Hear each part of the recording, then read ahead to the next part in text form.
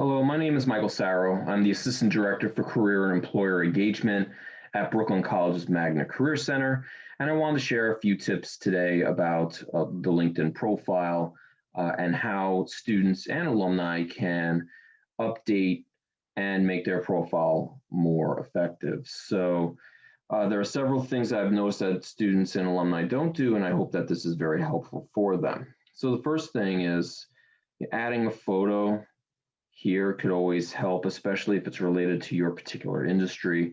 I have photos from the Brooklyn College campus and, of course, of the Brooklyn Bridge. So if you could find a photo that represents your particular industry, that could work as well. Now here for your photo, this is a photo that I took during an alumni networking event where I'm wearing a suit. So you should know your industry. If you're going into an industry that's very corporate, then you're going to want to have a similar type of picture with a suit, a tie, something that represents your industry. And if you're going into a much more laid back industry, it could be something a little bit more casual. So you should really know what your industry is.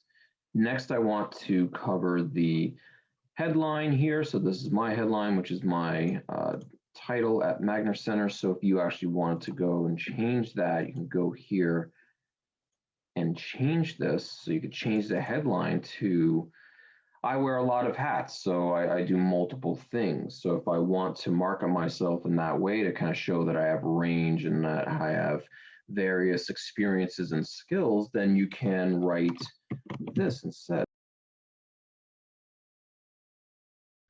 All of that works. So you can do the same thing if you're looking to market yourself towards more than one specific industry. If you, like I said before, if you wear a lot of hats and you have this wide range of skills and experiences, you can kind of do this here in the headline. Of course, you can add your contact info. I would most likely not add your personal email.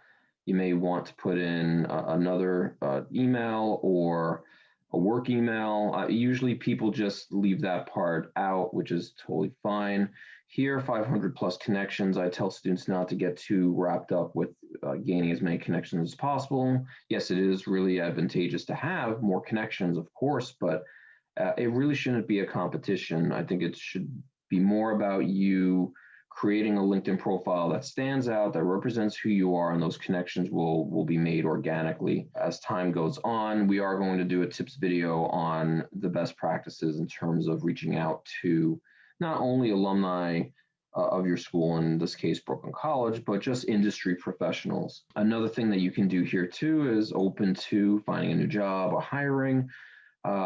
Finding a new job or hiring, actually both of those can show up actually on your photo. So that's really a cool thing to have. Of course, then you can go to the add profile section and you can add various things here. Now the next part too, more section, you could save your profile as a PDF. That's interesting as well, or even build a resume. Now, this section here, the About section, is interesting because that is where your key skills, your key accomplishments can go. You can even go into a little bit of your personality. What was your inner motivation to go into your particular field, your particular career? I think this is your opportunity to show that personality, to be personable, and show why you have dedication or passion for your particular industry. The featured section is a great place for you to be able to showcase your work. So your best posts, documents, media, and websites. I've seen people post their resume here, links to their own website or portfolio. So this is a really great place to have your content featured. Of course, you have your dashboard where you can keep track of who's viewed your profile, how many times you appear in searches. Of course, your most recent activities. And then, of course, the experience section, which is extremely important. And I've told students and alumni to literally copy what you have from your resume and paste it into this section. However, I do want to remind everyone that your bullet points should be well developed, well thought out, with specific keywords to your particular industry.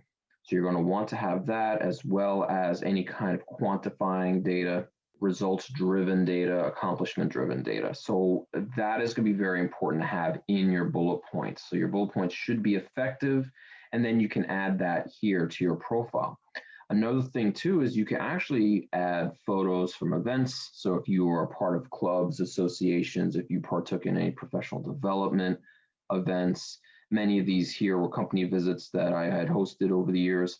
So these are things that you can add to your profile. I've also told people that they could put their social media posts that they created or flyers that were created.